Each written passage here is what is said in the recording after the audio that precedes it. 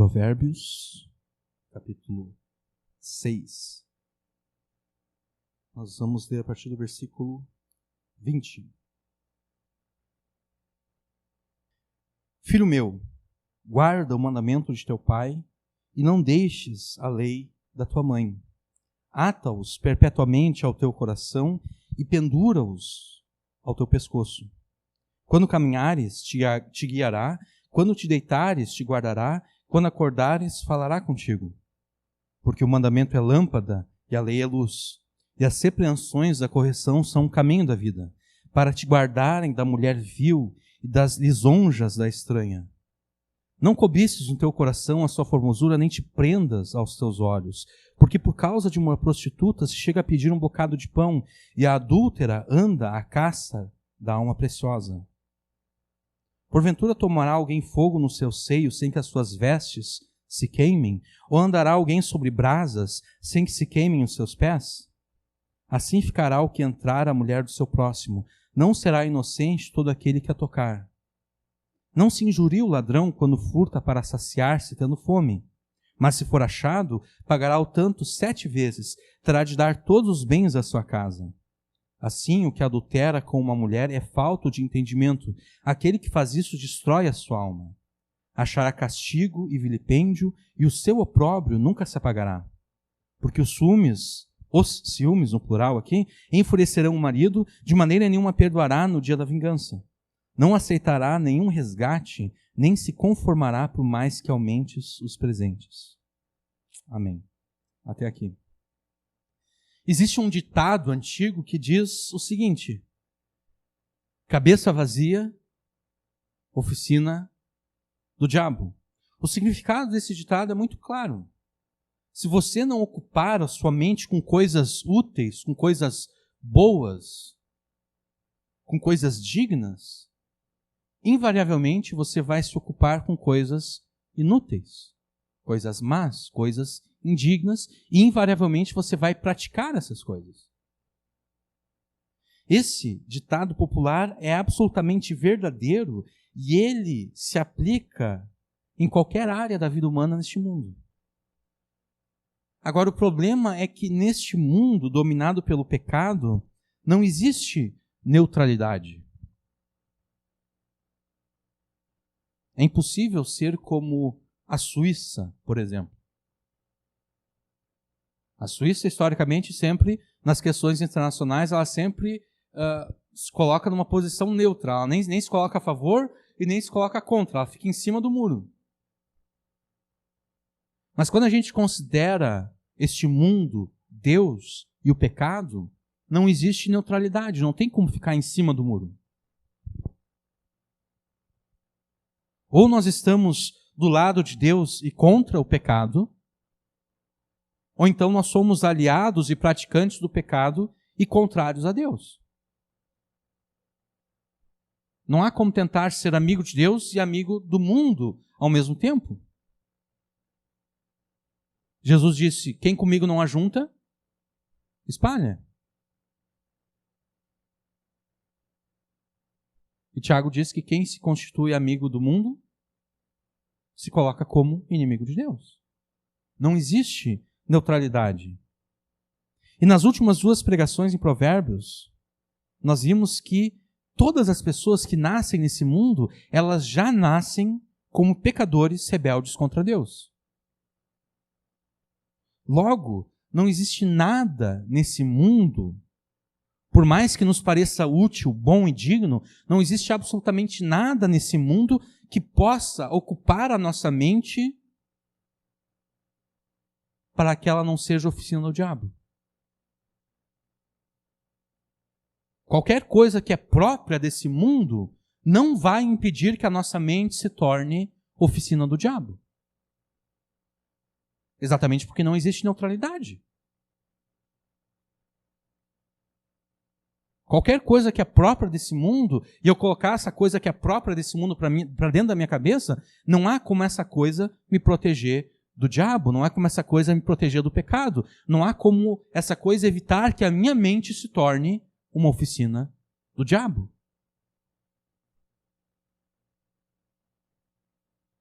Não existe absolutamente nada nesse mundo que possa nos proteger da tentação e do pecado. Por mais que nos pareça bom, por mais que nos pareça útil. Por mais que aos olhos deste mundo pareça ser algo digno, inclusive. As melhores coisas que esse mundo pode produzir não nos protegem contra a tentação e contra o pecado. A moralidade humana desassociada da fé em Jesus não consegue libertar as pessoas do domínio do pecado. Você pode perceber isso na vida das pessoas que você conhece, que não são crentes. Porque nem todos os pecadores são ladrões, nem todos os pecadores são assassinos, nem todos os pecadores são estupradores, nem todos os pecadores são pedófilos.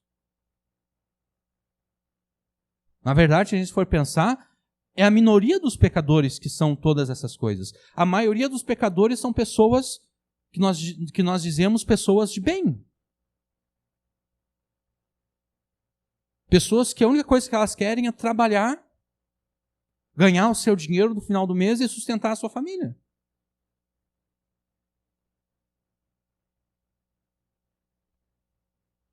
E, no entanto, ainda que essas pessoas sejam boas nesse sentido, porque é melhor um pecador ser um bom pai de família do que um mau pai de família, né?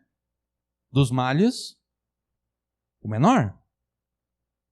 Mas ainda assim, ainda que essa pessoa seja digna nesse sentido, toda essa dignidade dela, toda essa bondade dela, tudo aquilo que nós podemos olhar para ela e dizer, nossa, esse cara aqui é um cara direito, ó. Tudo isso que a gente admira nessa pessoa, nada disso pode proteger ela do pecado. E é por isso que, embora ela não seja, essa pessoa não roube nada de ninguém, ainda assim, quando ela faz a declaração do imposto de renda, ela não declara tudo corretamente como deveria de ser.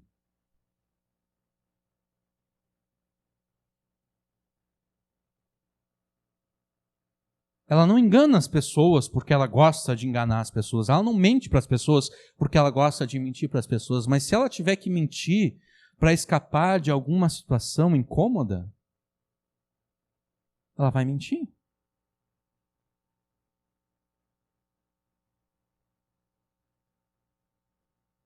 Então a moralidade humana, desassociada da fé em Jesus, não consegue libertar ninguém do domínio do pecado. A religiosidade humana, separada da obediência à palavra de Deus, também não consegue libertar as pessoas do poder do pecado. Porque quantas pessoas religiosas não existem por aí que pecam? São pessoas religiosas, são católicos que todo domingo estão lá na missa, são evangélicos que todo domingo estão lá no culto. São espíritas, são testemunhas de Jeová, são mormons, não importa a religião da pessoa, ela é uma pessoa religiosa, mas essa religiosidade humana, separada de uma obediência fiel à palavra de Deus, não consegue proteger ninguém do poder do pecado.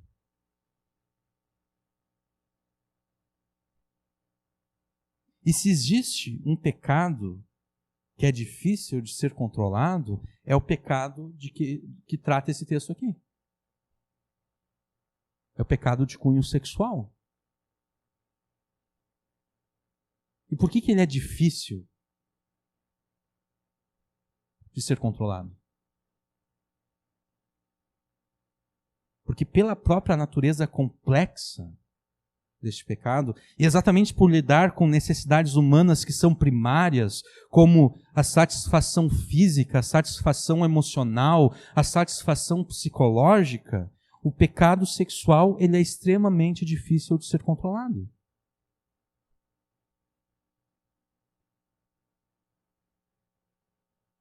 Exatamente porque ele trata com essas coisas que nos são muito necessárias.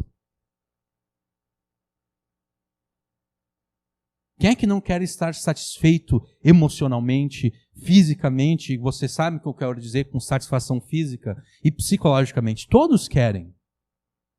É uma necessidade humana básica.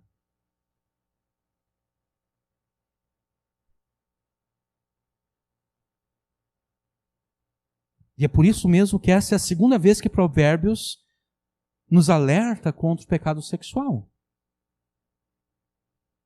O capítulo 5, todo ele é dedicado a isso, nós já vimos. E o capítulo 6, o versículo 20, entrando no capítulo 7, até o final do capítulo 7, ele trata desse pecado. A religiosidade humana, separada da lei de Cristo, não é capaz de proteger ninguém do pecado sexual. É por isso que nós temos tantos padres pedófilos. Ninguém pode negar que eles não sejam religiosos, né? Como eles não são religiosos? Eles são religiosos, eles são sacerdotes de uma religião.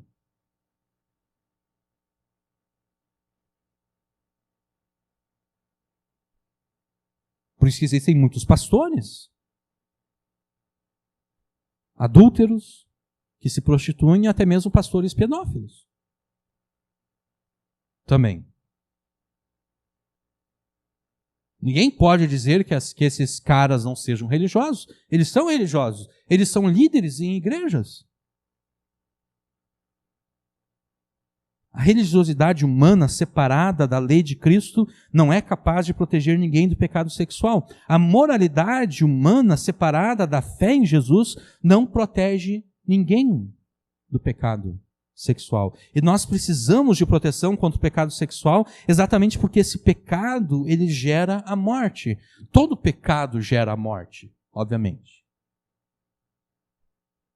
Mas o pecado sexual gera a morte e pela própria natureza complexa dele, é difícil alguém querer voltar atrás depois.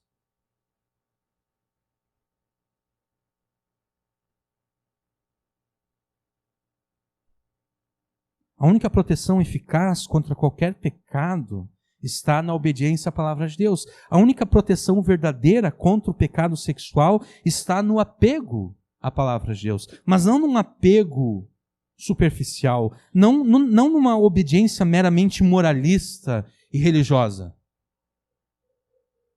O apego e a obediência à palavra de Deus que nos protege e nos liberta do pecado sexual é a obediência e o apego que surgem da fé em Jesus. E é isso que esses versículos nos ensinam. A única proteção contra o pecado sexual, pecado esse que gera a morte, está na obediência de coração à palavra de Deus. Uma obediência não apenas moralista, não apenas para os outros verem, uma obediência não apenas externa, mas uma obediência que parte do coração. É com essa verdade bíblica que o Espírito Santo quer te fortalecer e edificar nessa noite. Guarde de coração os mandamentos de Deus e eles te serão por vida e proteção contra o pecado sexual. Então, como o capítulo 6, a partir do versículo 20, até o final do capítulo, até o versículo 35, e o capítulo 7 tratam do mesmo assunto, nós vamos ver esses dois capítulos juntos nessa noite, tá? Nós vamos ver os dois fazendo um paralelo entre eles. No versículo 20 do capítulo 6, como não poderia ser diferente, mais uma vez nós vemos esse pai sábio e temente a Deus, instruindo o seu filho na sabedoria e no temor de Deus. No versículo 20 nós vemos o seguinte: filho meu, guarda o mandamento de teu pai e não deixes a lei de tua mãe. No capítulo 7, versículo 1, nós temos palavras semelhantes. Filho meu, guarda as minhas palavras e esconde dentro de ti os meus mandamentos. No versículo 20, o pai aqui insiste para que o seu filho sempre obedeça e jamais se afaste dos mandamentos e ensinos que ele, o pai e a mãe desse jovem, instruíram a ele. E no capítulo 7, versículo 1, nós temos a mesma ordem, com o importante acréscimo de que esta obediência não pode ser apenas uma obediência externa, capítulo 7, versículo 1. Filho meu, guarda as minhas palavras e esconde dentro de ti os meus mandamentos. Guarda dentro de ti os meus mandamentos. A expressão esconde dentro de ti os meus mandamentos é uma complementação do início do versículo. Guarda as minhas palavras. Nós já vimos em pregações passadas que esse pai sábio e temente a Deus, ele quer que o seu filho esteja plenamente convicto de tudo o que ele, pai, está ensinando. Nós já vimos isso em pelo menos 2 ou 3 pregações passadas. O pai quer que o seu filho esteja convicto, tenha convicção daquilo que ele está aprendendo. As crianças pequenas, eu posso testemunhar que isso aconteceu comigo. As crianças pequenas obedecem os seus pais não tanto por convicção.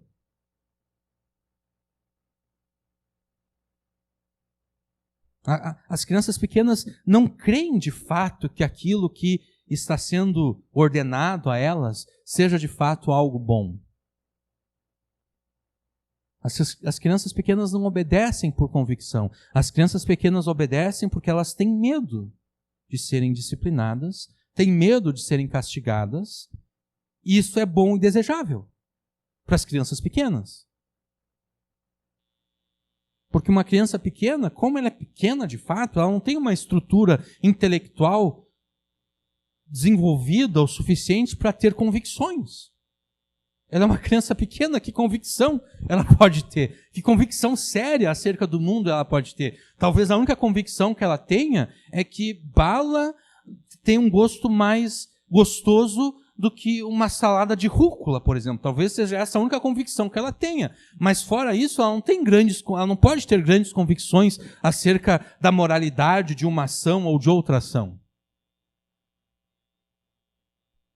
E é por isso mesmo que Deus instrui que os pais disciplinem os seus filhos para que os filhos os obedeçam. Então, é bom e desejável que as crianças pequenas obedeçam os seus pais pelo medo da disciplina, pelo medo do castigo. Mas à medida em que nós crescemos e perdemos o medo da disciplina, nós perdemos o medo do castigo, se nós não tivermos convicção daquilo que os nossos pais nos ensinaram, simplesmente nós não vamos obedecê-los. E é por isso que a adolescência é aquela idade da rebeldia. Por quê? Porque até a adolescência, aquele menino, aquela menina tinha medo de ser disciplinado, tinha medo de ser castigado, mas agora já não tem mais medo. Não tem mais medo do pai, não tem mais medo da mãe. E desobedece. Por quê? Desobedece porque não tem convicção daquilo que aprendeu desde pequeno.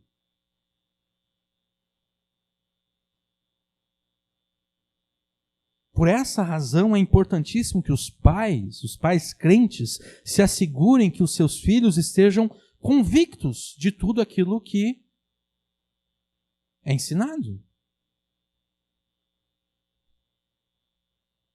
E como é que os pais podem se assegurar disso? Usando toda a oportunidade para pregar o Evangelho aos filhos. Para que os filhos creiam no Evangelho. Porque se não existir fé, não vai existir convicção. Convicção é só uma outra palavra para fé. Quando alguém está convicto de alguma coisa, aquela pessoa crê nessa coisa que o convenceu. A cada desobediência dos teus filhos, você deve disciplinar os teus filhos, mas não apenas isso. A cada desobediência dos seus filhos, junto com a disciplina, você também deve fazer uma exposição do pecado do teu filho e da tua filha. Você tem que dizer, olha, isso aqui que tu fez, ó, isso aqui é pecado por causa disso. Aí vai lá na palavra de Deus, na Bíblia, e mostra, olha só o que Deus diz acerca disso aqui que tu fez, ó. é errado, é pecado. É necessário que depois de mostrar o pecado ao filho, à filha, é necessário que o castigo de Deus sobre o pecado seja mostrado ao filho e à filha.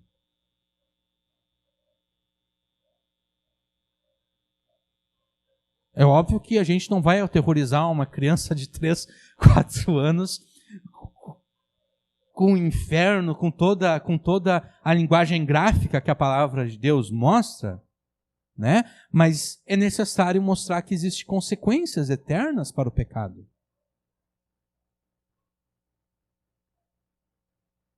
E então mostrar a salvação em Jesus.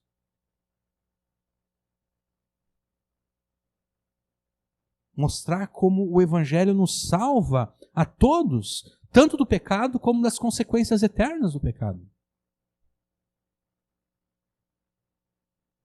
A cada desobediência. E então ore a Deus para que o Espírito Santo convença os teus filhos do pecado, da justiça e do juízo. Ore para que o Espírito Santo conduza os teus filhos ao arrependimento e à fé em Jesus. E se parecer que tudo isso está sendo em vão, porque muitas vezes parece ser em vão,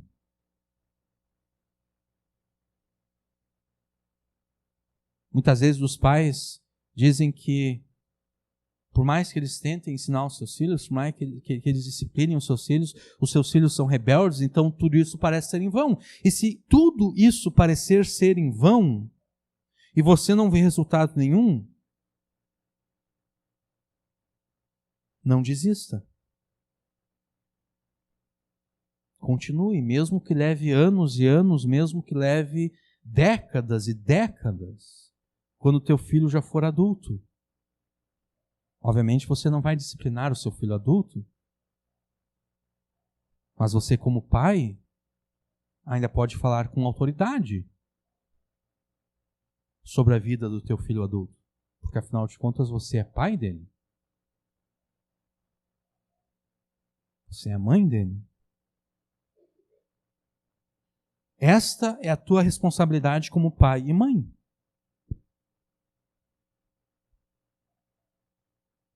Insistir para que os teus filhos se arrependam dos pecados e creiam em Jesus.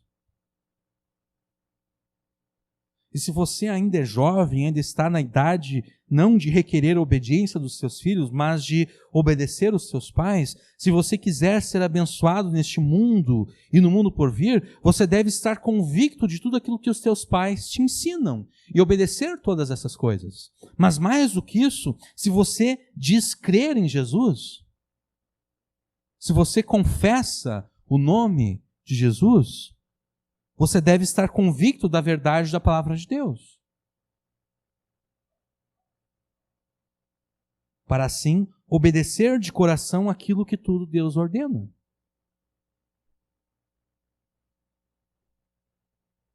Porque do contrário, daqui a pouco você vai começar a duvidar do inferno, do castigo eterno, como tem muitos dizendo por aí.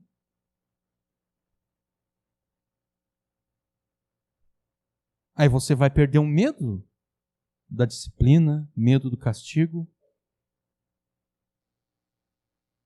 E daí você vai passar a desobedecer a Deus, porque não... Aquela obediência inicial antes não era tanto por convicção.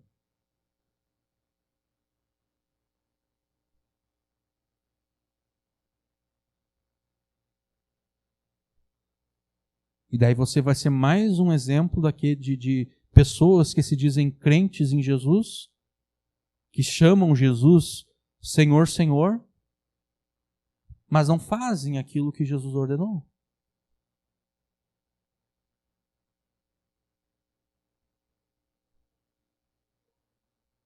Sim. Sim. Sim. Exatamente.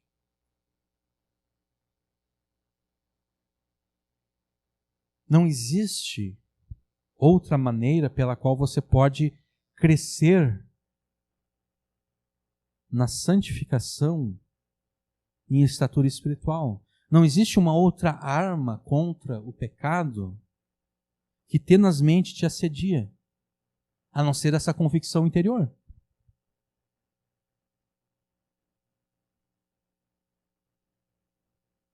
Guarde os mandamentos. Guarde os mandamentos de Deus. Não te esqueça dos mandamentos de Deus. Esconde eles dentro do teu coração. Escondi a tua palavra no meu coração para não pecar contra ti, disse o salmista no Salmo 119, 11. Muitas pessoas usam esse versículo para falar da necessidade de nós decorarmos versículos bíblicos. O que não está necessariamente errado, mas é uma aplicação muito rasa daquilo que o salmista quer dizer. Ao escrever, escondi a tua palavra no meu coração, o salmista está falando das suas convicções internas. O seu coração está convicto da palavra de Deus e é por isso mesmo que ele não vai pecar contra Deus. Ele foi convencido que a palavra de Deus é verdade e é por isso que ele não vai pecar contra Deus. Porque ele está convicto. E como é que o salmista chegou a estar convicto da palavra de Deus a ponto de não pecar contra Deus? Porque se o Salmo diz o seguinte, se o versículo diz o seguinte, escondi a tua palavra no meu coração para não pecar contra ti, o contrário seria, não escondi a tua palavra no meu coração para eu pecar contra ti. Se ele não tivesse convicção da palavra de Deus, ele certamente pecaria contra Deus. Mas como é então que ele chegou a ter essa convicção? Como é que ele chegou a estar convicto da palavra de Deus a ponto de não pecar contra Deus? Ele entendeu que não existe felicidade neste mundo e no mundo por vir fora da obediência aos mandamentos e à palavra de Deus. Porque olha, eu vou ler para vocês aqui os 4 primeiros versículos do Salmo 119, tá? Bem-aventurados. Bem-aventurados é uma palavra que é uma expressão que significa felicidade. Bem-aventurados os retos em seus caminhos, que andam na lei do Senhor. Bem-aventurados os que guardam os seus mandamentos e que o buscam com todo o coração, e não praticam a iniquidade, mas andam nos seus caminhos. Tu ordenaste os teus mandamentos para que diligentemente os observássemos.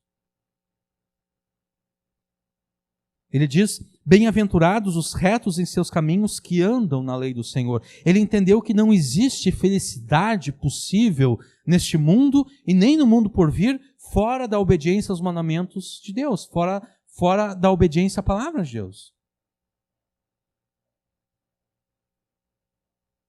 Ele entendeu que tudo aquilo que o mundo chama de felicidade, na verdade é uma mentira.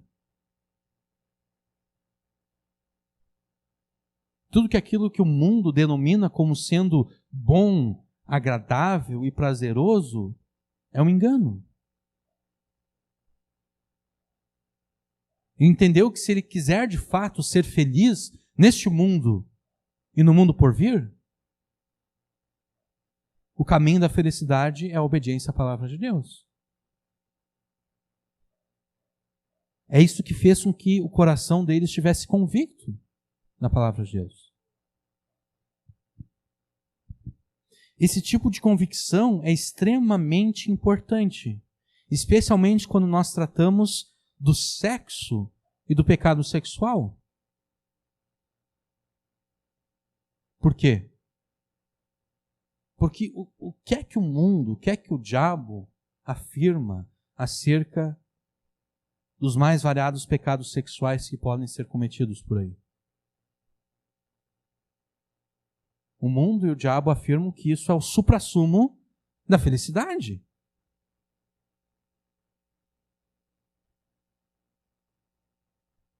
É o suprassumo do prazer. Não existe como experimentar um maior nível de prazer do que se deleitar nos mais variados tipos de pecado sexual. É impossível. Não existe prazer maior do que isso.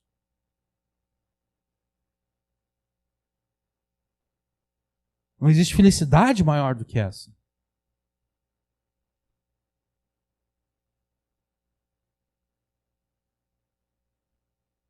O problema é que o diabo afirma isso, o mundo afirma isso, e muitas vezes nós mesmos, sem querer, afirmamos e pensamos isso. Nós consideramos que felizes são as pessoas que podem cometer todo e qualquer pecado sexual, com quem quiserem e quantas vezes quiserem. Nós mesmos pensamos assim.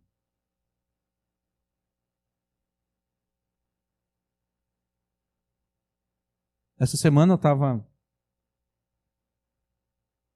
treinando, estava fazendo alguns exercícios e eu sempre aproveito para...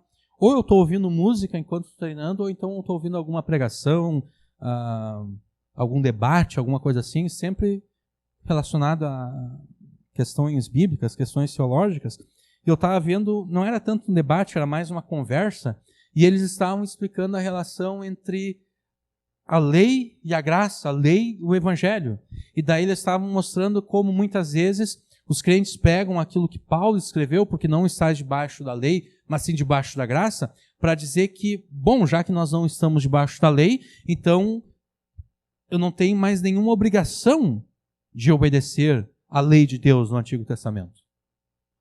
Isso é errado. Só que uma coisa que eu achei interessante, eu já estava pensando em como eu ia abordar esse texto aqui, uma coisa que eu achei interessante é que um deles, obviamente, ele não pensa isso, ele só falou isso para levar um outro cara a falar. Ele falou o seguinte: poxa vida, então quer dizer que eu ainda tenho que obedecer à lei de Deus? Poxa vida, eu já estava ficando aqui feliz que Paulo tinha dito que eu estou debaixo da graça e não debaixo da lei.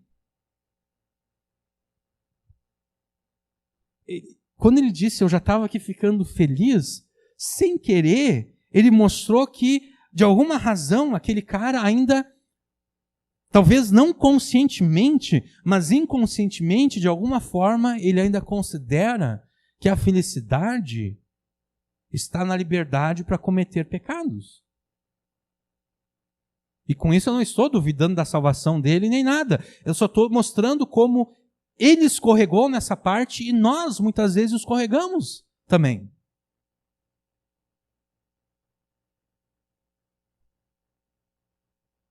O salmista considera que a felicidade neste mundo e no mundo por vir pertence àqueles que obedecem aos mandamentos de Deus. Mas nós consideramos que felizes são as pessoas que pecam contra Deus.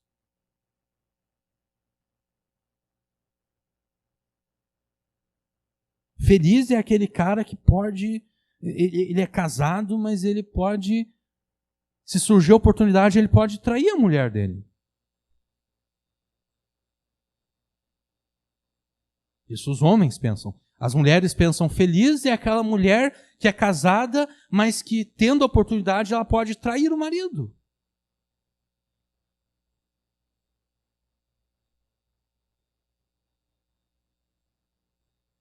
Ou a gente pode pensar nesses casamentos abertos que existem por aí. Casamento aberto é aquele em que o casal tem um acordo em que diz o seguinte: olha, se a gente tem o nosso relacionamento íntimo aqui, mas a gente pode se relacionar com outras pessoas também. Né? Então, nem o marido tem problema com relação à mulher se relacionar com outros homens ou com outras mulheres, por acaso, e nem a mulher tem problema com o homem se relacionar com outras mulheres. E daí o casal crente pode pensar, felizes são esses casais que têm a liberdade para ter esse tipo de relacionamento aberto. Eu aqui estou preso com esse cavalo com o qual eu resolvi me casar. Pensa a mulher. E o marido pensa a mesma coisa com relação à mulher.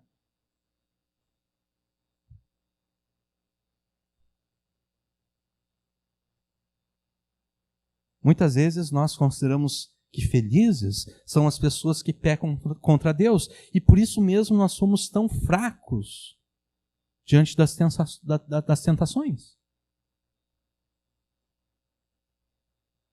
Porque a gente vê a tentação como uma oportunidade de experimentar pelo menos um pouquinho de felicidade neste mundo.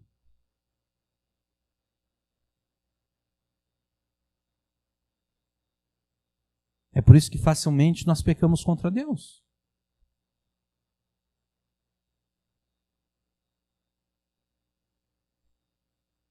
Nós vimos em pregações passadas que a busca pela felicidade é algo bom e desejável, porque esse anseio pela felicidade foi Deus que nos deu.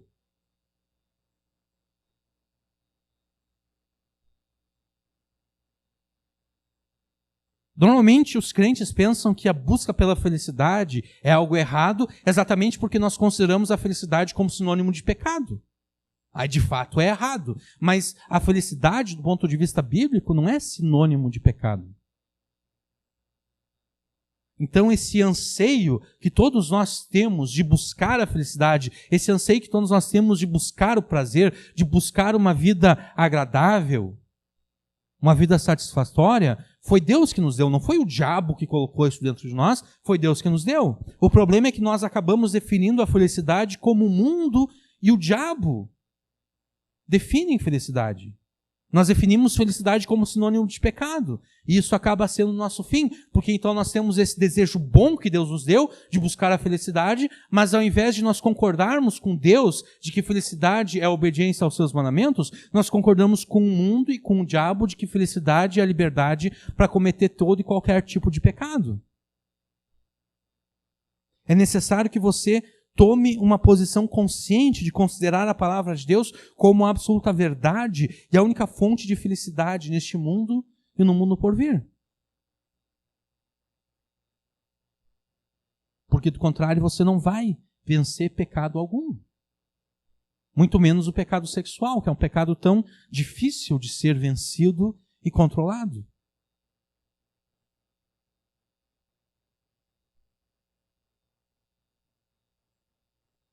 Ore para que Deus gere no teu coração essa convicção. E depois de ter orado, creia que Deus já respondeu essa tua oração e haja de acordo com a resposta de Deus. E como você vai fazer isso? Se dedicando à leitura, se dedicando ao estudo, se dedicando à memorização da palavra de Deus.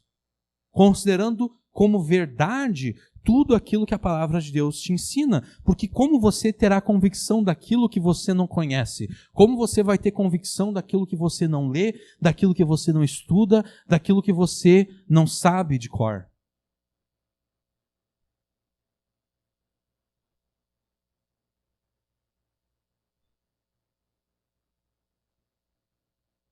E a cada dia, use a palavra de Deus como aquilo que enfeita e adorna o teu coração e a tua aparência exterior. Versículo 21. Ata-os perpetuamente ao teu coração, que a gente pode dizer que é uma expressão sinônima daquilo que nós vimos no capítulo 7, versículo 1, esconde dentro de ti os meus mandamentos, e daí, na metade do versículo 21, e pendura-os ao teu pescoço.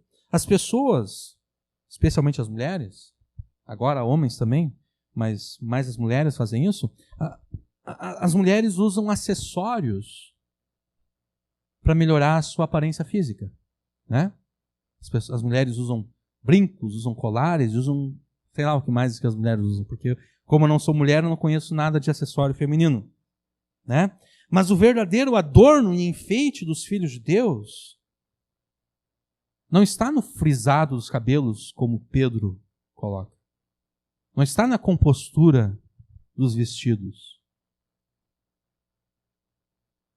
O verdadeiro adorno e enfeite dos filhos de Deus, das filhas de Deus, é a sua obediência à palavra de Deus. E aqui nós não estamos contrapondo o uso de maquiagens, o uso de acessórios e coisas desse tipo. Nós não estamos contrapondo isso à obediência à palavra de Deus, como muitos fazem. Uma coisa não se contrapõe à outra, considerando, obviamente, que os acessórios, a maquiagem, a roupa, não tenham como objetivo despertar a sensualidade e a cobiça sexual nas outras pessoas. Porque daí a mulher não pode fazer um topless e depois ficar chamando os homens que estão olhando para ela de tarado, né? Ô tarado. Sim, tu tá pelado, tu quer que o homem faça o quê? Que ele fique olhando para a formiga que está caminhando ali no chão? Não, né? Ele não é atraído pela formiga, ele é atraído pelo corpo da mulher.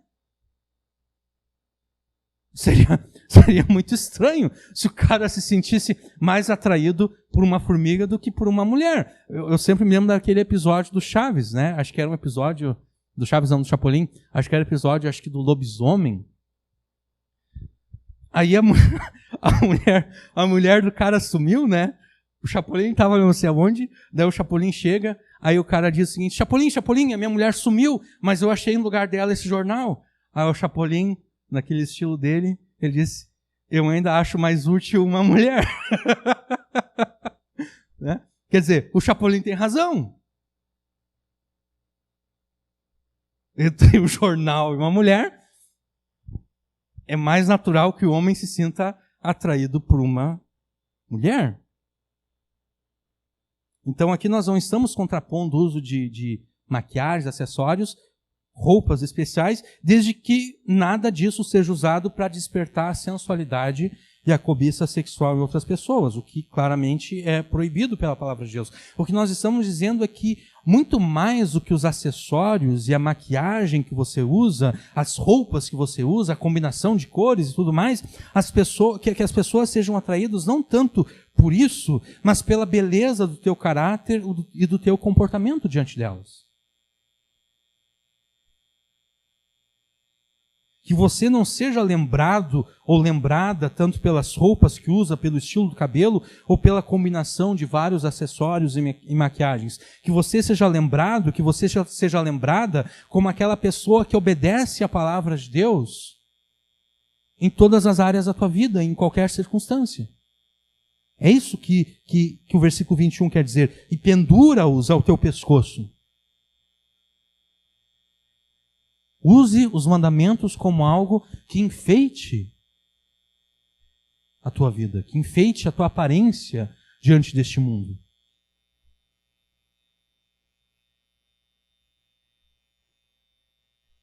Que você seja lembrada como aquela pessoa que obedece à palavra de Deus em todas as áreas da tua vida e em qualquer circunstância, como deve ser com quem está plenamente convicto da palavra de Deus e que está convencido de que não existe felicidade neste mundo ou no mundo por vir fora da obediência à palavra de Deus.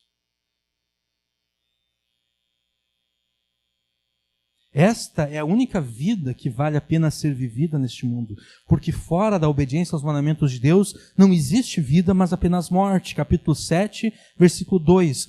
Guarda os meus mandamentos e vive.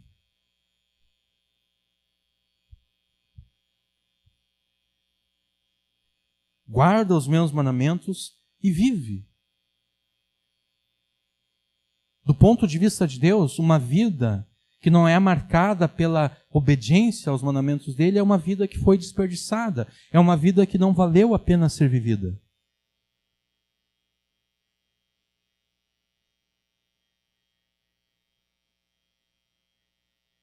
É uma vida que, se não tivesse existido, não teria feito falta.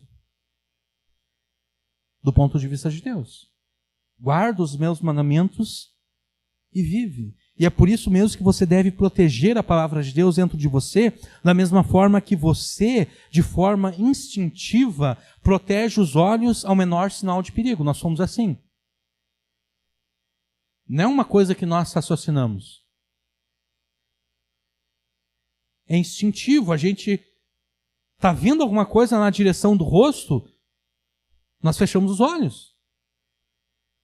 A gente não pensa, está vindo alguma coisa na direção do meu rosto, o que é que pode machucar no meu rosto? Bom, eu posso quebrar o nariz, pode acontecer várias coisas, mas o que de mais grave pode acontecer é nós ficarmos cegos, né? Os nossos olhos serem prejudicados. Então, não existe esse raciocínio, é uma coisa instintiva, a gente fecha os olhos.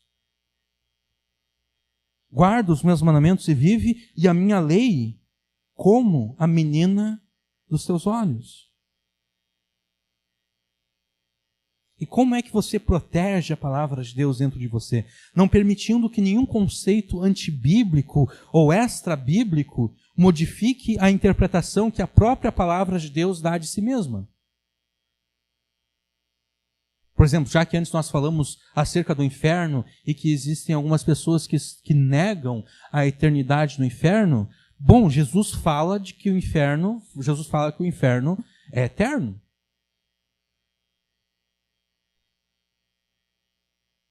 Então eu não posso permitir que alguém venha me dizendo o seguinte: não, mas isso aqui é injusto. Se a pessoa só viveu 80 anos pecando contra Deus, é injusto que ela seja punida eternamente por apenas 80 anos de pecado. Essa pessoa vai ser punida unicamente por 80 anos no inferno. Se eu começo a dar ouvidos a esse tipo de coisa, eu não estou protegendo a palavra de Deus dentro de mim. Eu estou permitindo que alguma coisa extra-bíblica, contrário à Bíblia, modifique a interpretação que a própria palavra de Deus dá de si mesma.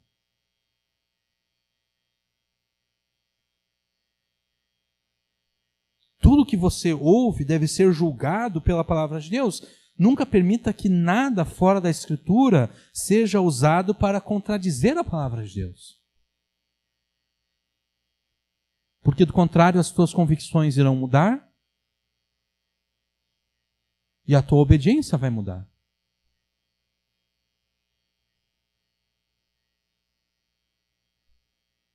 Tampouco permita que a palavra de Deus seja usada contra si mesma. Mas entenda que a palavra de Deus deve ser compreendida no seu todo e em harmonia com todas as suas partes. Versículo 3 do capítulo 7. Ata-os aos teus dedos, escreve-os na tábua do teu coração. A palavra de Deus deve estar acessível a você em todos os momentos e ocasiões, tanto ao alcance das tuas mãos, quanto memorizada e devidamente interpretada e aplicada no teu coração. Versículo 4. Dize a sabedoria: tu és minha irmã, e a prudência chama de tua parenta. A tua relação com a sabedoria de Deus e ao entendimento que provém da palavra de Deus deve ser tão íntimo como o relacionamento que você tem com as pessoas que você mais ama.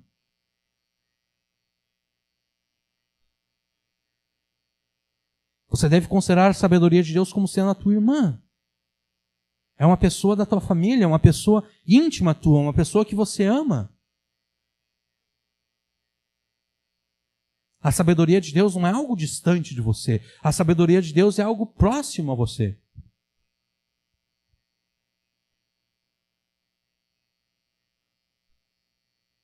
Daí voltamos ao versículo 22, lá no capítulo 6.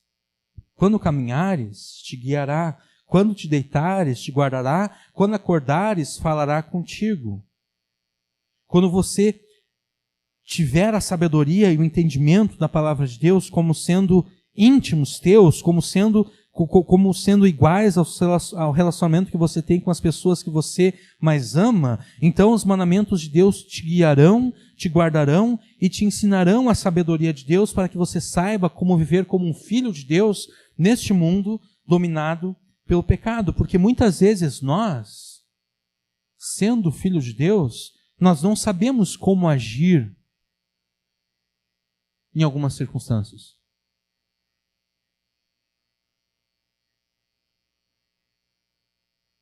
Muitas vezes nós não sabemos como responder aos problemas que nós enfrentamos.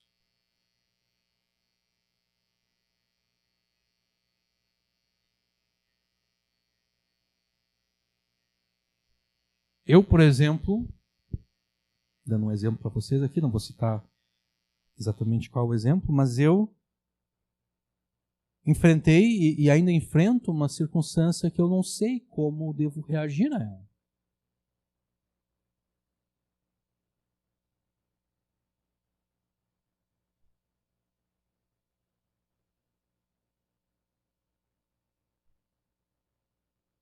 E isso se dá por preguiça espiritual.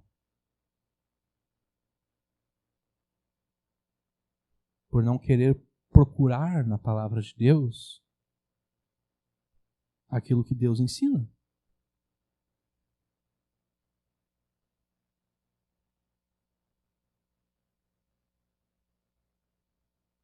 Mas a resposta a todas as nossas dúvidas sobre como agir, o que fazer nas circunstâncias em que nós nos encontramos, essas respostas elas estão diante de nós, elas estão na palavra de Deus. Agora é necessário que a gente deixe de ser preguiçoso. Né? Porque se eu compro algum equipamento, eu vou receber junto um manual de instruções sobre como eu devo usar aquele equipamento. Só que não adianta de nada ter um manual de instruções e não abrir ele, e não ler ele, e não tentar compreender ele, e não obedecê-lo. Deus nos deu o seu manual de instruções. Este mundo é um mundo de Deus. Este mundo funciona como Deus ordenou que este mundo deve funcionar, e Deus nos deu esse manual aqui, que nos mostra como esse mundo funciona. Nos mostra como nós funcionamos, como o resto do mundo funciona. Cabe a nós estudarmos o manual que Deus nos deu. Cabe a nós entendermos aquilo que Deus nos revelou na sua palavra.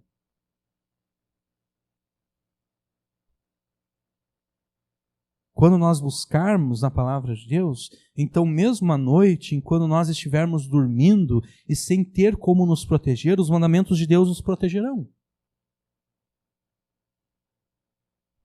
E quando acordarmos, os mandamentos de Deus nos instruirão a como responder e reagir diante dos problemas que surgirem naquele dia.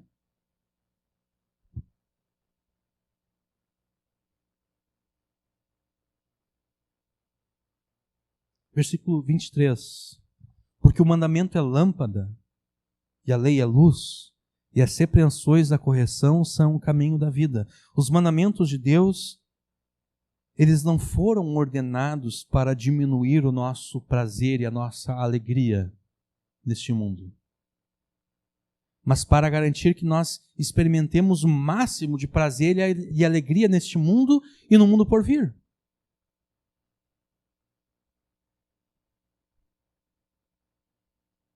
Há um meme que eu vi por aí esses dias, acho que é aquele do esmilinguido, né?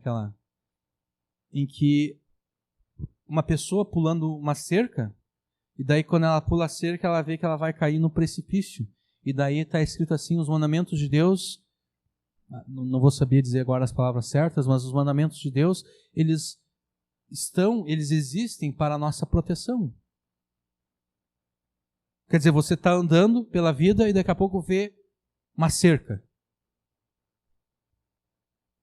Você pensa, poxa vida, quem é que colocou aquela cerca ali? Quem é que está querendo impedir que eu ultrapasse desse ponto adiante?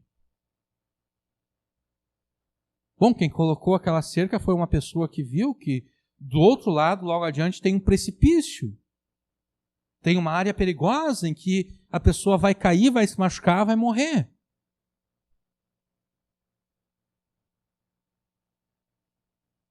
Os mandamentos de Deus não são para diminuir a alegria, os mandamentos de Deus não são para diminuir o prazer, pelo contrário, os mandamentos de Deus, eles nos foram dados para que nós experimentemos o máximo de prazer e alegria neste mundo e no mundo por vir, porque o mandamento é lâmpada, a lei é luz, os mandamentos de Deus e a lei de Deus são a lâmpada e a luz para que nós saibamos como caminhar e para onde ir na escuridão deste mundo dominado pelo pecado.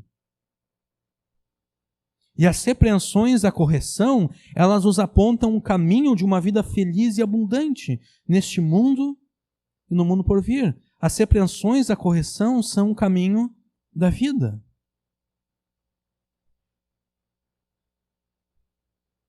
E daí o versículo 24 finalmente entra no assunto.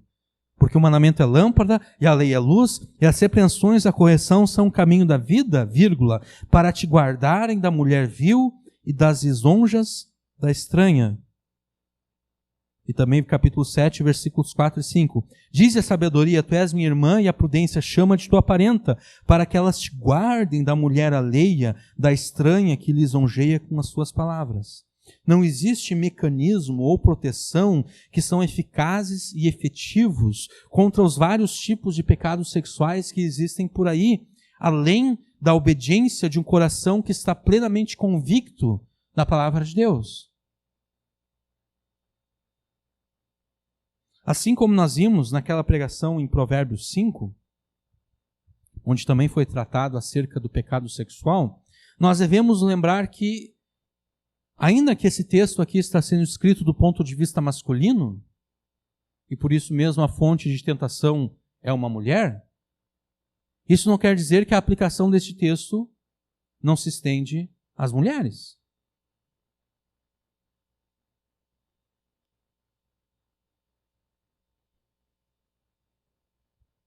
Então nós temos aqui a mulher má e vil, a mulher imoral e adúltera. Mas nós temos aqui o homem mau e vil. O homem imoral e adúltero. E o homem e a mulher que são imorais, que são adúlteros, eles vão usar palavras falsas e elogios hipócritas para tentar te seduzir.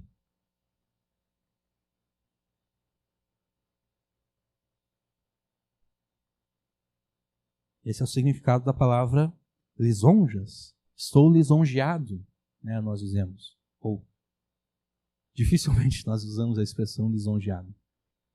Mas, de qualquer forma, eles usam de palavras falsas. Elogios hipócritas para tentar te seduzir. O homem mau e vil, o homem imoral e adúltero, fala palavras falsas e faz elogios hipócritas para tentar seduzir as filhas de Deus. E a mulher má e vil, a mulher imoral e adúltera, usa palavras falsas, elogios hipócritas para tentar seduzir os filhos de Deus. E eles vão te falar aquelas coisas que você sempre quis ouvir e nunca ninguém te falou.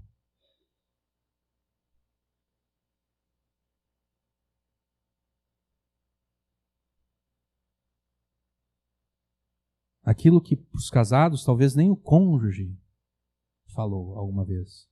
Sempre quis ouvir do cônjuge, mas o cônjuge nunca falou.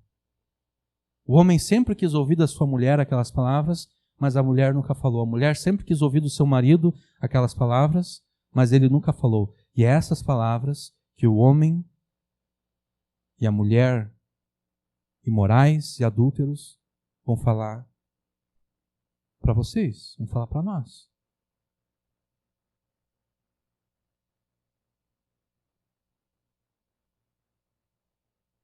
Eles vão te fazer sentir o homem e a mulher mais belos e mais desejáveis desse mundo.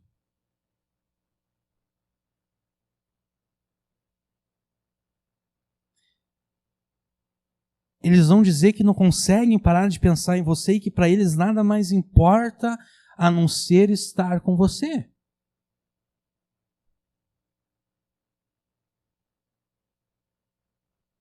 Eles vão jogar pesado para te seduzir. E a única defesa que você terá contra as palavras deles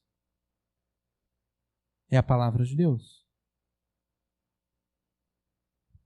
Você vai ter que escolher entre crer nessas palavras, nas palavras que eles estão te dizendo, nas palavras que a mulher má e adúltera está te dizendo, nas palavras que o homem mau e adúltero está te dizendo, ou nas palavras de Deus.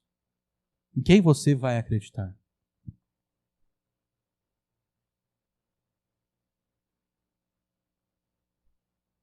Eles vão te prometer um mundo de felicidades e prazer.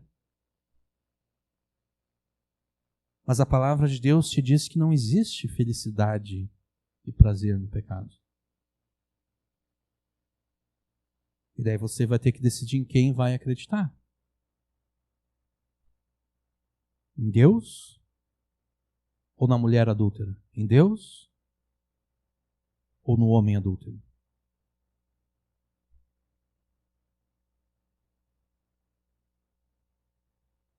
Deus, o teu Criador, o teu Pai, te diz que seja neste mundo, seja no mundo vindouro, só existe felicidade e prazer na obediência aos mandamentos dele.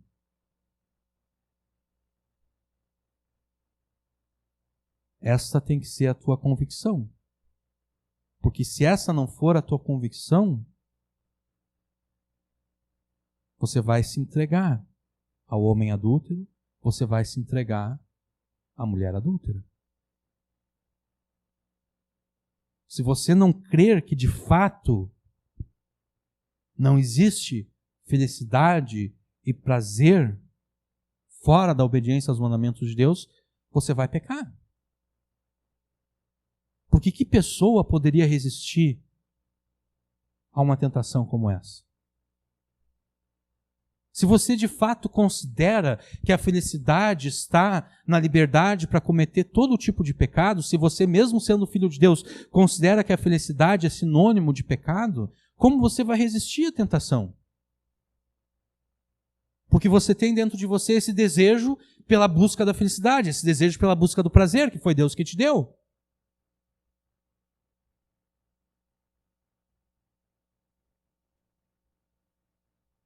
Exatamente. Sim.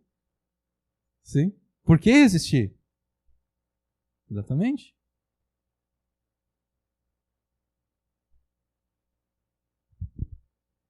Se você é casado, se você é casada,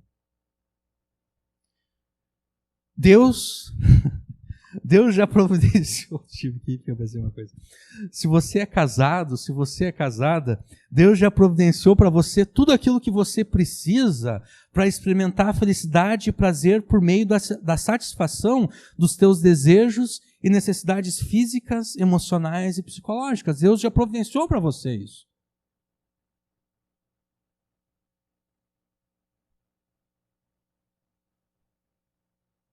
E daí você pode pensar, tá, mas e se eu não estou satisfeito com o meu cônjuge? Se eu não estou satisfeito com a minha mulher? Se eu não estou satisfeita com o meu marido? O que eu faço então?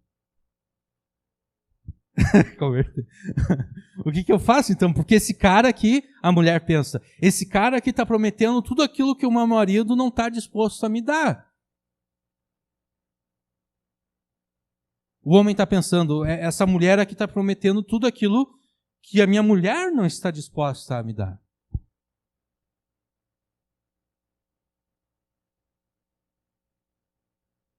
O que eu faço se eu não estou satisfeito com o meu cônjuge? Essa é uma pergunta difícil para fazer para alguém que é solteiro ainda, né?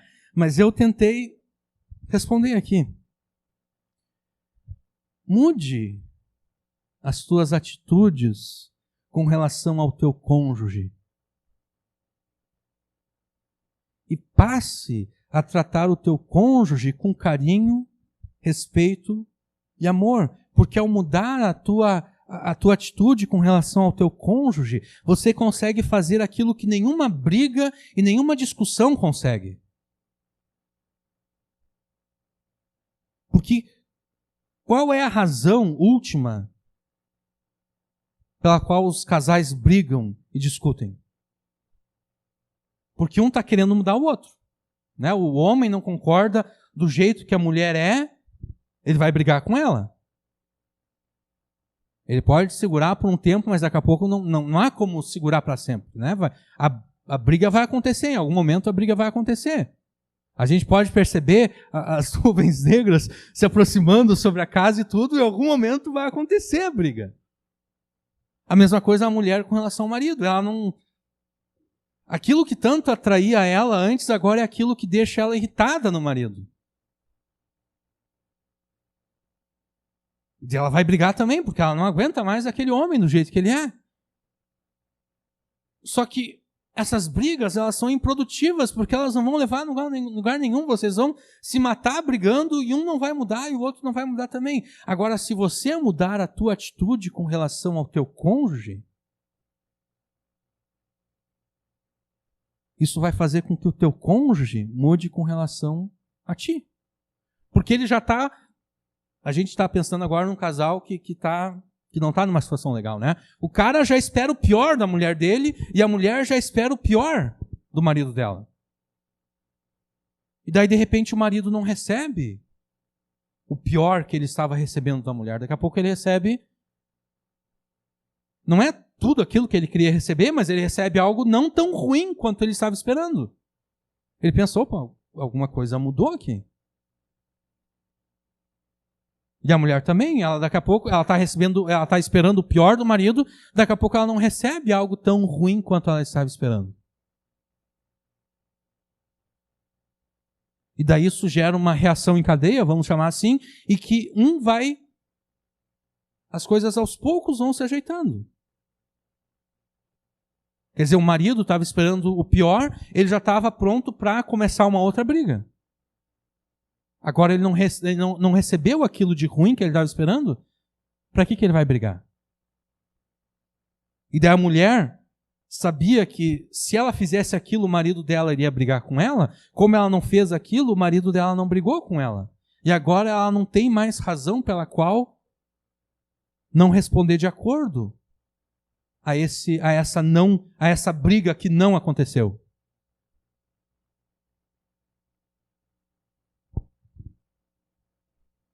Tendo realizado esse primeiro avanço, eu estou pensando aqui num casal que está vivendo uma crise terrível, né? Tendo realizado esse primeiro avanço, obviamente as coisas não vão estar às mil maravilhas, né? Mas tendo realizado esse primeiro avanço, tendo passado aquela animosidade toda em que um não podia olhar para o outro e começar a brigar, um não podia falar com o outro e já começava a discutir, tendo realizado esse primeiro avanço, passe a conversar com o teu cônjuge sobre aquelas coisas que ainda deixam vocês dois insatisfeitos, mas não se limite àquelas coisas que deixam você insatisfeito. Porque se você limitar a conversa àquelas coisas que me deixam insatisfeito, você vai estar demonstrando que a insatisfação do outro não importa. O que importa é eu estar satisfeito. Então, de repente, comece dizendo o seguinte: o que eu posso fazer para te deixar mais satisfeito? O que tu acha dessa nossa situação aqui? O que a gente pode fazer para melhorar a nossa vida? Daí o homem e a mulher, eles vão se abrindo. Olha, quando tu faz isso aqui, às vezes eu não falo nada, mas eu não gosto muito disso. E daí, obviamente, é necessário que os dois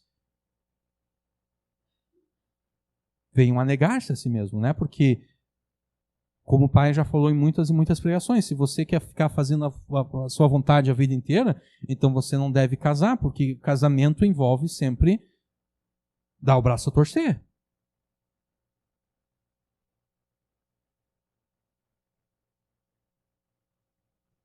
E com oração e obediência à palavra de Deus, que cada um faça a sua parte, valorizando o cônjuge acima de si mesmo. Porque se o marido valorizar a mulher acima de si mesmo e a mulher valorizar o marido acima de si mesma, o marido vai fazer a sua mulher feliz e a mulher vai fazer o seu marido feliz.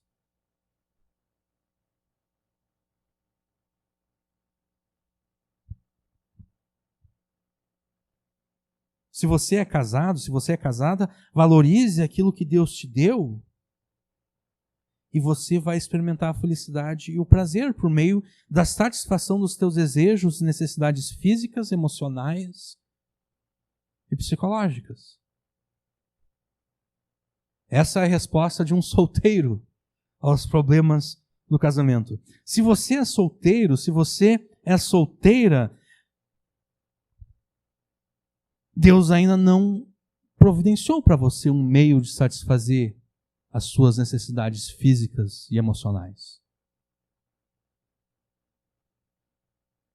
Mas espere com fé e esperança na bondade e no amor de Deus, e no tempo certo Ele vai te dar uma esposa, Ele vai te dar um marido a quem você vai amar e valorizar e que vai te valorizar e amar também.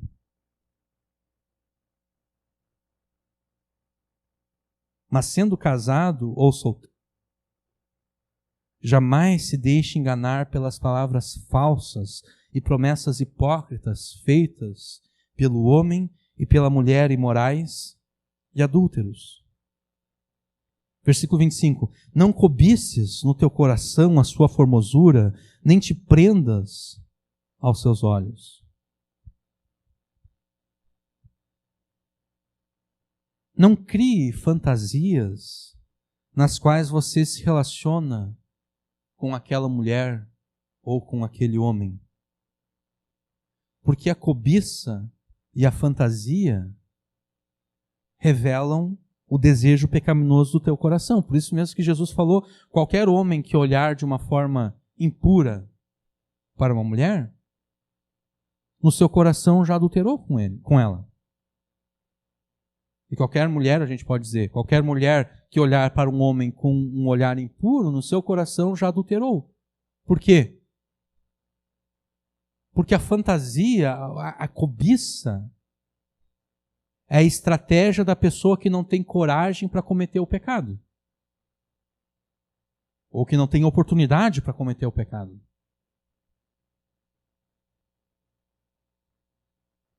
Se eu não tenho a coragem suficiente, se eu não tenho a oportunidade para cometer aquele pecado,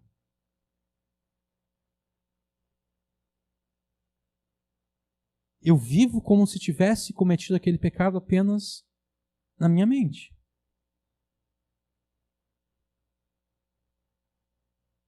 E para Deus é a mesma coisa. Porque Deus sabe que se eu tivesse coragem, ou se eu tivesse oportunidade, eu pecaria. A única questão é que eu sou covarde, ou que eu não tenho aquela oportunidade. É a mesma coisa com relação ao ódio.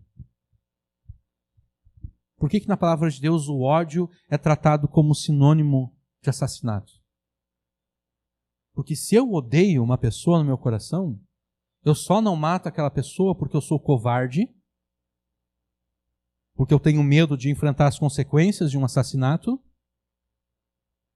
ou porque eu ainda não tive a oportunidade para matar aquela pessoa.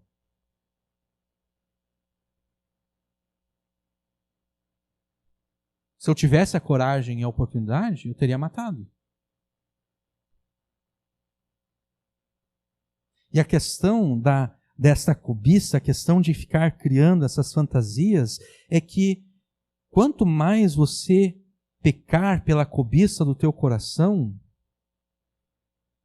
mais facilmente você vai consumar fisicamente esse pecado. Porque não se engane, talvez agora te falte a coragem para cometer esse pecado. Talvez agora te falte a oportunidade para cometer esse pecado. Mas vai ter um momento em que a coragem vai vir. Vai ter um momento que a coragem vai surgir. Ela vai chegar. E vai ter um momento que a oportunidade vai chegar também.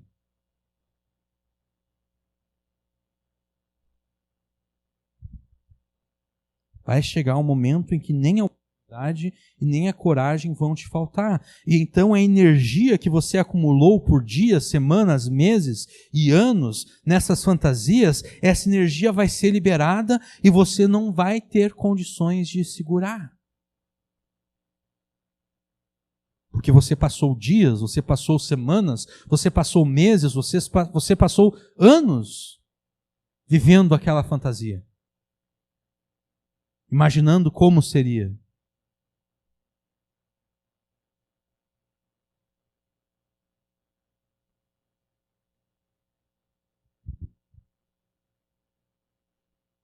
E ao entregar os teus sentimentos e o teu corpo à mulher adúltera, ao entregar os seus sentimentos e o teu corpo ao homem adúltero, você estará entregando também a tua vida. Versículo 26. Porque por causa de uma prostituta se chega a pedir um bocado de pão.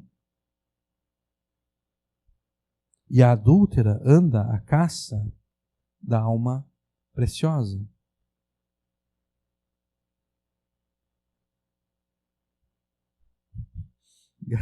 O gatinho resolveu pegar a parte final da pregação.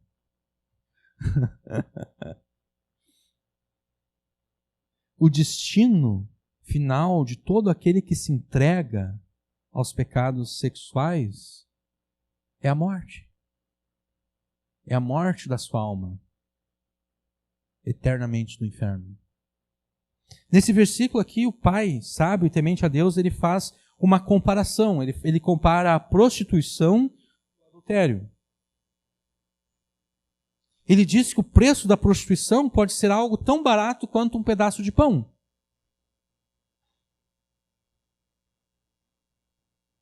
Se a mulher está numa situação tão difícil, daqui a pouco ela vai se prostituir por um pedaço de pão, por uma refeição.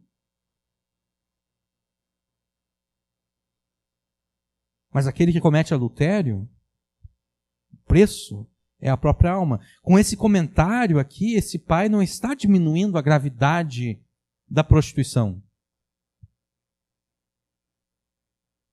Porque ele diz que tudo que tu perde com a prostituta é um pedaço de pão. Mas com o adultério tu perde a tua vida. Ele não está diminuindo a gravidade da prostituição, da prostituição. O que ele está mostrando é que, do ponto de vista das consequências humanas, o adultério nos tira tudo.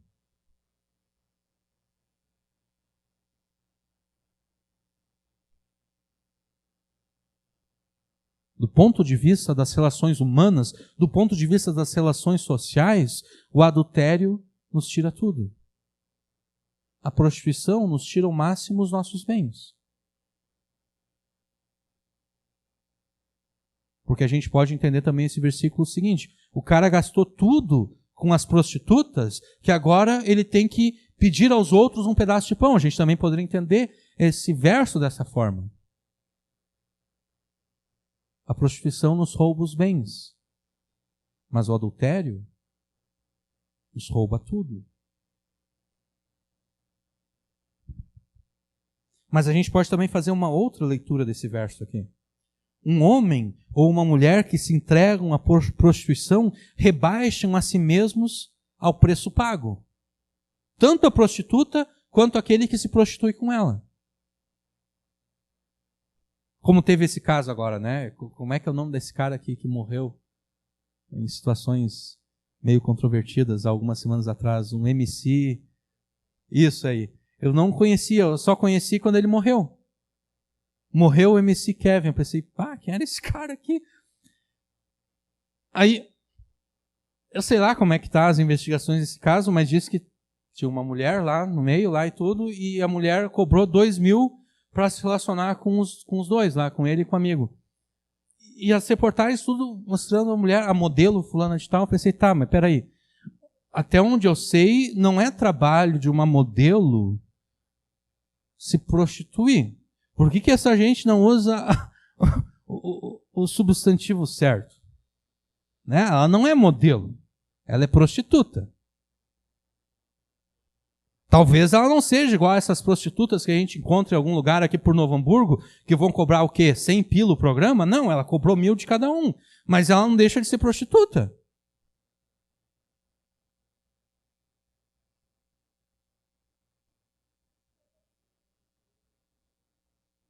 O que é muito comum, né? A maioria das mulheres que se envolve com isso, porque a maioria das mulheres que se tornam modelos, elas não são top models, né? Elas não são aquelas que vão participar lá da Fashion Week lá de Paris e não sei mais o quê. Então elas acabam se prostituindo. Não, sim, claro, mas o que eu estou... Sim. Claro, tudo envolve. Tem o famoso teste do sofá, que tinha aquele cara lá que cobrava lá das atrizes também, tudo. Daí se mostra a hipocrisia de Hollywood, né? Porque as atrizes que acusaram o cara, antes de acusar, ficavam posando em foto junto com ele lá para a imprensa e tudo. E daí mostra toda essa hipocrisia daquele movimento Me Too, né? Eu também, né? Esse movimento feminista. Enquanto valia a pena, elas estavam junto com o cara. Depois que não vale a pena, elas entregam o cara. Né? Isso não mostra muito a moralidade delas. Ela que primeiro queria fama. Porque uma mulher que se preste, ela vai dizer, não. se eu tenho que fazer isso para participar desse filme aqui, eu não quero fazer isso. Né? Não é diferente dessas que nós temos aqui no Hamburgo, que cobram 100 pila o programa. A única diferença é que essa aqui só vai ganhar 100 pila. A outra, ela ganhou um papel importante num filme. Né? Mas é a mesma, uma das mais antigas profissões do mundo, como dizem por aí. Né? Mas onde é que nós estávamos aqui? Tá, sim. Um homem ou uma mulher que se entregam à prostituição rebaixam a si mesmos ao preço que foi pago. Aquela mulher, lá no caso desse MC aqui que morreu, ela se rebaixou a R$1.000 por homem. É isso que ela vale. Ela vale R$1.000.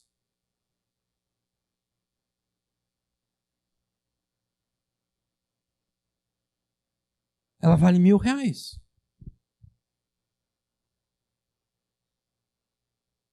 E os caras que se relacionaram com ela também. Eles valem R$1.000.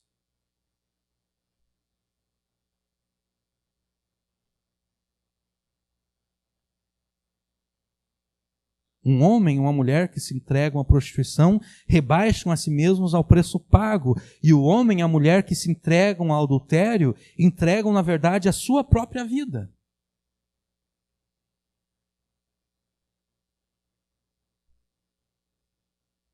Um se rebaixa a si mesmo. O outro entrega a sua própria vida. Pois é. Terminou em morte. Tragicamente, terminou em morte. A mulher do cara estava no hotel. Como é que o cara faz uma coisa dessa? Se eu não me engano, parece que ele tinha recém-casado, né? Alguma coisa assim, sei lá. Acho que tinha recém-casado, algumas semanas de casamento. Estava lá com a mulher no hotel e o cara faz isso. Que coisa. Deus não quer que os seus filhos se rebaixem a ponto de vender as suas necessidades emocionais e físicas por dinheiro.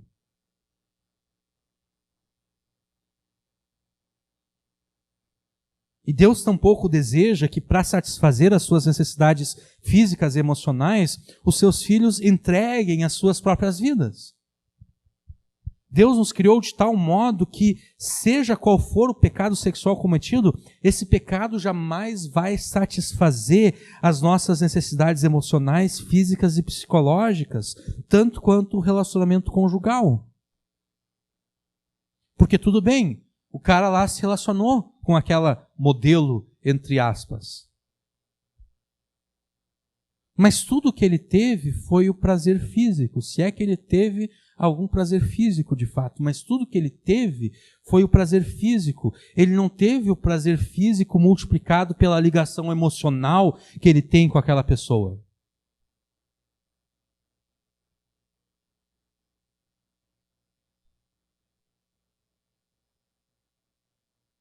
Porque o que multiplica o prazer sexual é o apego emocional que o homem tem com aquela mulher, que aquela mulher tem com aquele homem.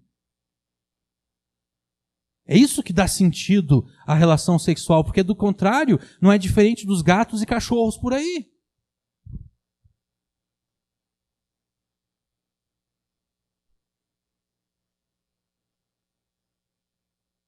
O que dá sentido de fato à relação é o compromisso de amor e fidelidade que um tem com relação ao outro.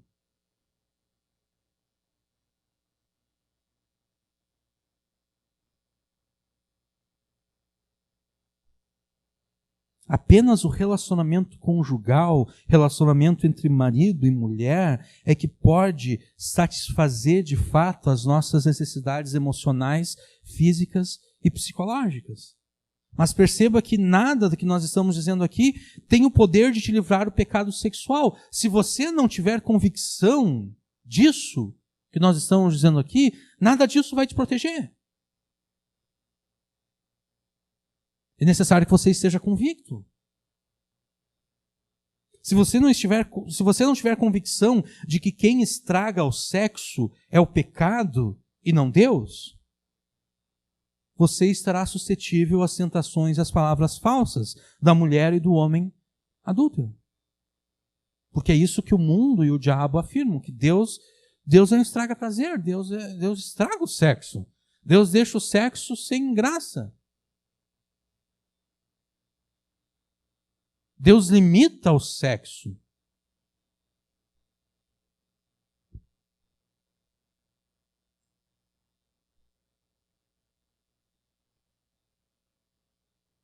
Mas a verdade é o contrário. A gente pode ver isso pensando na questão da pornografia e masturbação.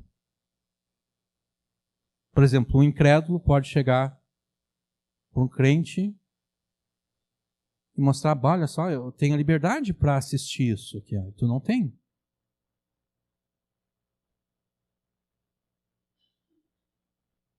Eu consigo desfrutar de prazeres sexuais que tu não pode. O problema é que, a nível do ponto de vista tanto emocional quanto psicológico, agora a gente vai falar mais com relação aos homens, né? Tanto do ponto de vista emocional quanto psicológico, o problema é que quando o cara está tão acostumado a ver as relações alheias, ele se convence de que isso é tudo o que ele pode experimentar. Tudo o que ele é, tudo o que ele vai ser nessa vida é estar na plateia observando as relações de outras pessoas.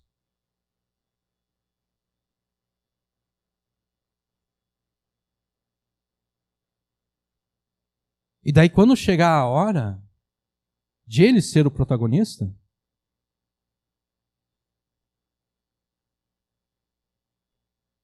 nada vai dar certo.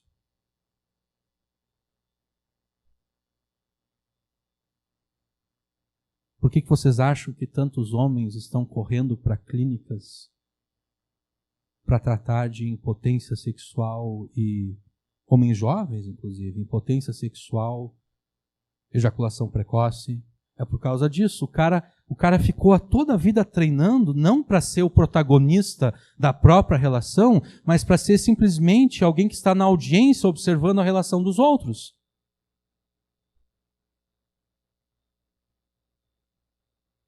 E daí, quando chegar na hora dele ser o protagonista da própria relação, ele não vai conseguir.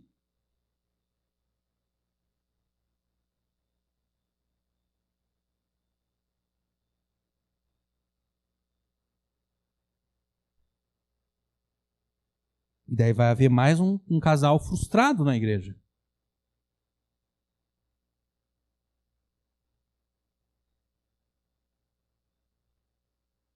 Porque esse assunto, vocês vão convir comigo, é um tanto quanto tabu, né?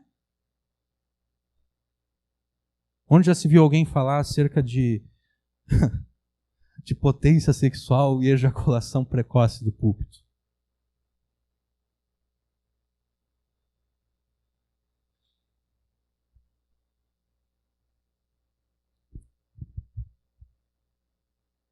Então não é Deus que estraga o sexo.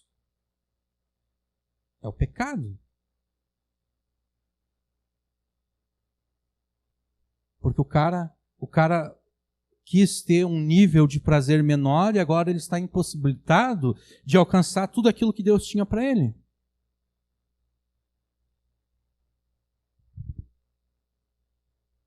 Eu usei esse exemplo quando fiz aquela pregação em Provérbios 5.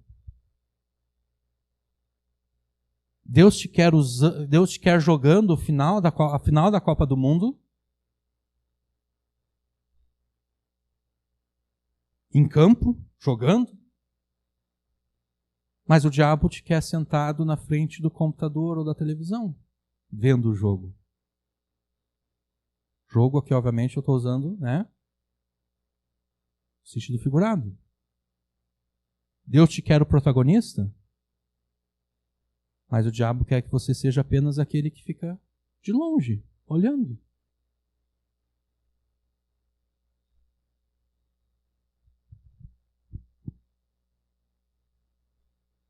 é necessário que você, que diz crer em Jesus, também creia que existem consequências passageiras e eternas para todos aqueles que se entregam ao pecado, mesmo o pecado sexual. Versículos 27, 28, 29. Porventura tomará alguém fogo no seu seio, no seu peito, sem que as suas vestes se queimem primeiro? Ou andará alguém sobre brasas, sem que se queime os seus pés? Assim ficará o que entrar a mulher do seu próximo, assim ficará o homem que se entregar à mulher do seu próximo, assim ficará a mulher que se entregar ao marido da sua próxima. Não será inocente todo aquele que a tocar.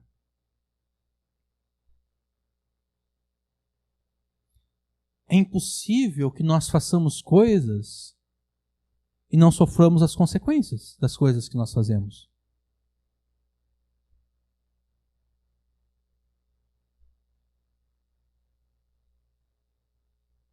Versículos 30 até o 35.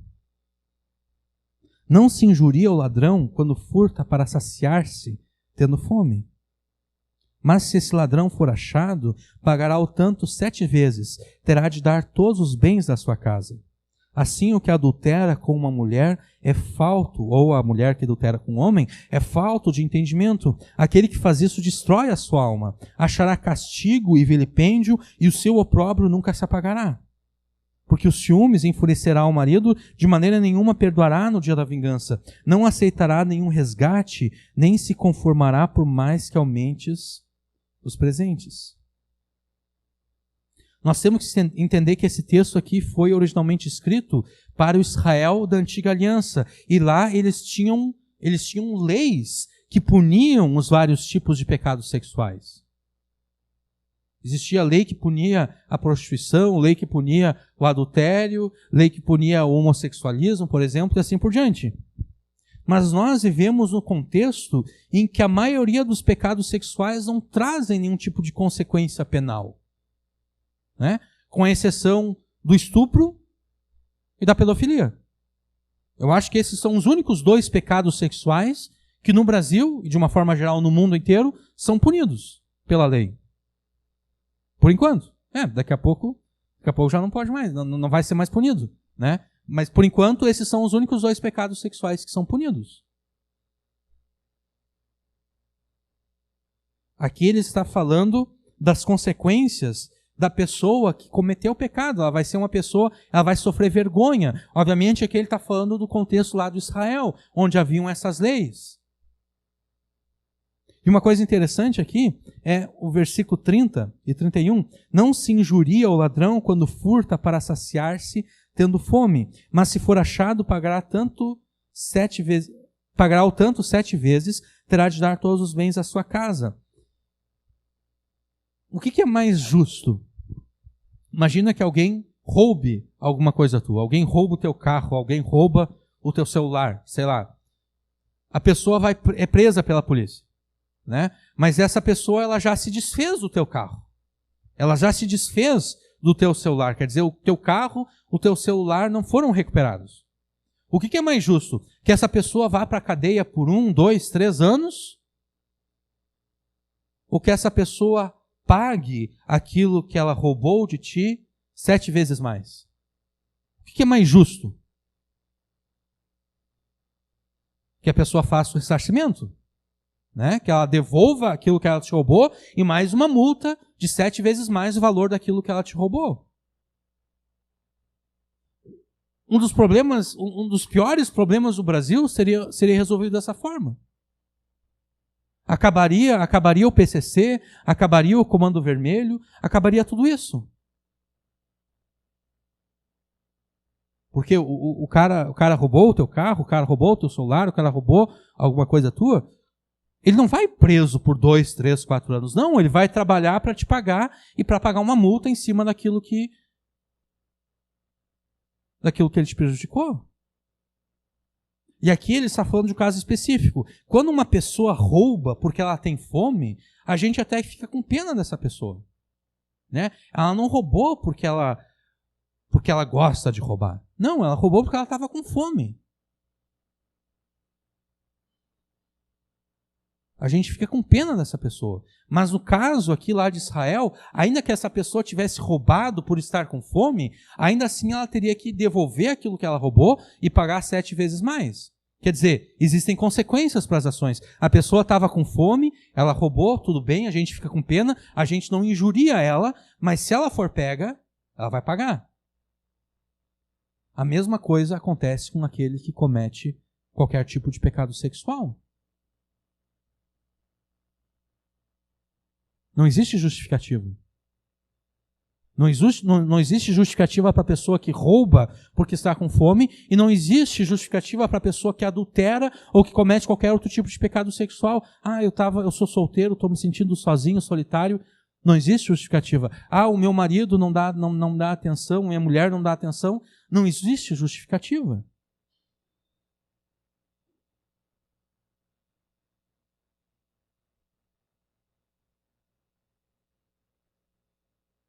Se você ceder diante da sedução das palavras da mulher e do homem adúltero, você terá que enfrentar a ira. Talvez não a lei, né? No Brasil você não vai ter que enfrentar a lei, mas você vai ter que enfrentar a ira e o ódio do cônjuge, da pessoa com quem você pecou. E diariamente nós ouvimos notícias de pessoas que são assassinadas exatamente por causa disso.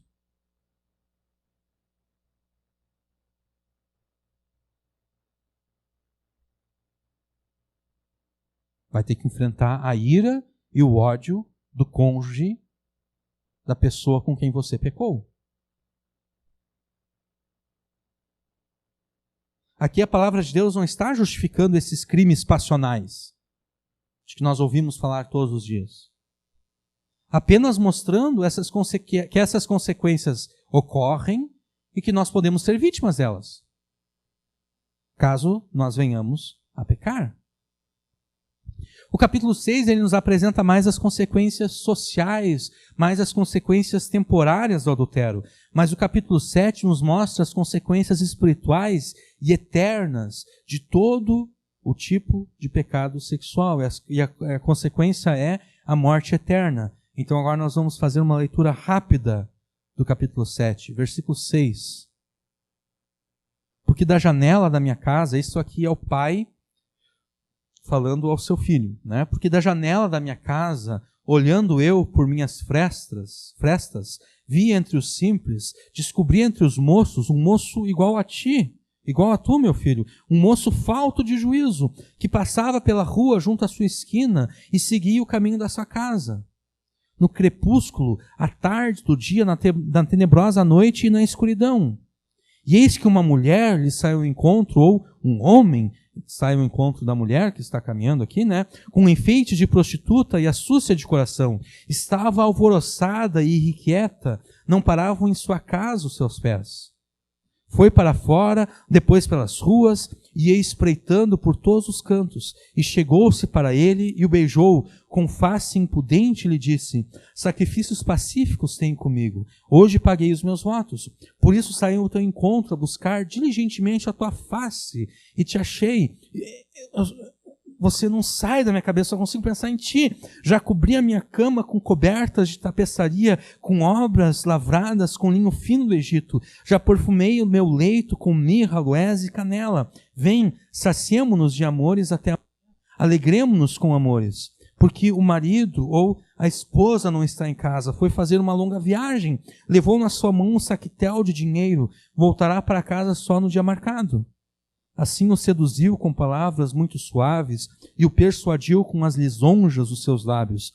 E ele logo a segue como o boi, ou ela logo o segue como o boi que vai para o matadouro e como vai um insensato para o castigo das prisões. Até que a flecha lhe atravesse o fígado, ou como a ave que se apressa para o laço e não sabe que está armado contra a sua vida. A única defesa que nós, filhos de Deus, temos contra o convite sedutor do pecado sexual é a palavra de Deus, devidamente guardada nos nossos corações e obedecida com convicção.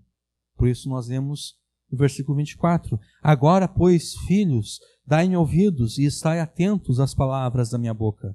Não se desvie para os caminhos dela, Não se desvie para os caminhos dela o teu coração e não te deixes perder nas suas veredas, porque há muitos feridos derrubou e são muitíssimos os que por causa dela foram mortos. A sua casa é caminho do inferno que desce para as câmaras da morte. O ditado nos diz que se a nossa mente estiver vazia, ela será a oficina do diabo. E esse ditado é verdadeiro. O pecado sexual é um dos pecados mais difíceis de serem resistidos e vencidos, exatamente porque ele lida com essas necessidades físicas, com essas necessidades emocionais que todos nós temos.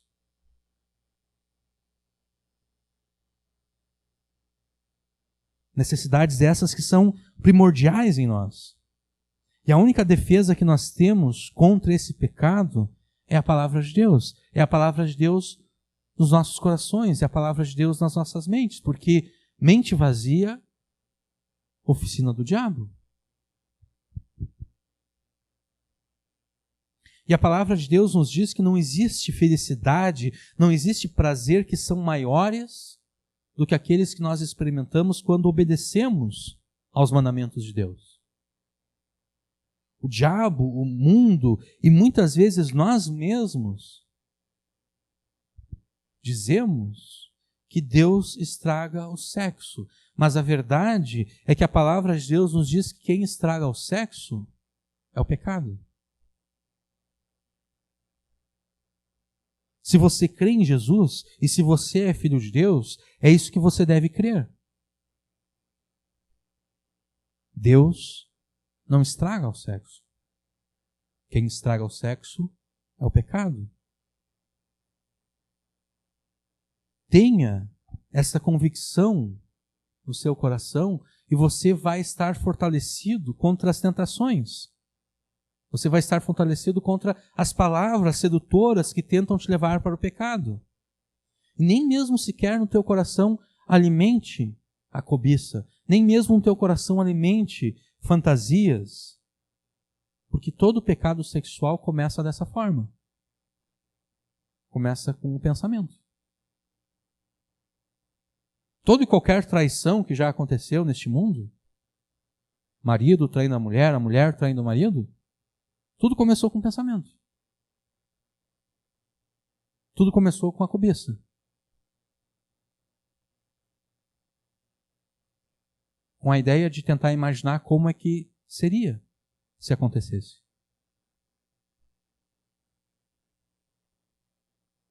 Talvez agora você não tenha coragem e nem a oportunidade de levar a cabo essa fantasia, mas logo, logo a coragem vai vir, logo, logo a oportunidade vai surgir. Então expulse qualquer fantasia e qualquer cobiça do teu coração e no lugar dessa cobiça, no lugar dessa fantasia, coloque a palavra de Deus para que você não peque contra Deus.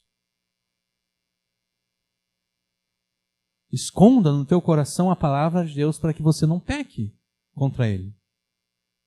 Esteja convicto da palavra de Deus para que você não peque contra Ele. Esteja convicto de que não existe felicidade, não existe prazer neste mundo, nem no mundo por vir, fora da obediência à palavra de Deus. Esteja convicto disso.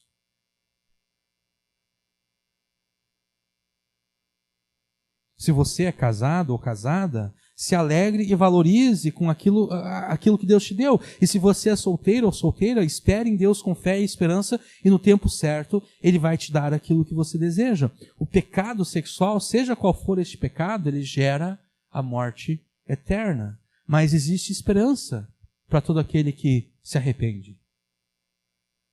Existe esperança para todo aquele que confessa o seu pecado a Deus com arrependimento e fé em Jesus. Haveria muitas outras coisas que nós poderíamos falar acerca desse assunto, nessa pregação. Algumas delas que não foram ditas aqui, você vai poder ouvir na pregação que foi feita em Provérbios 5, e você pode encontrar essa pregação lá no YouTube. Mas para os propósitos desses versículos que nós lemos nessa noite, Essas são as verdades espirituais com as quais o Espírito Santo quer te edificar e quer te fortalecer nessa noite. Guarde de coração os mandamentos de Deus e eles serão a tua vida e proteção contra o pecado sexual. Amém.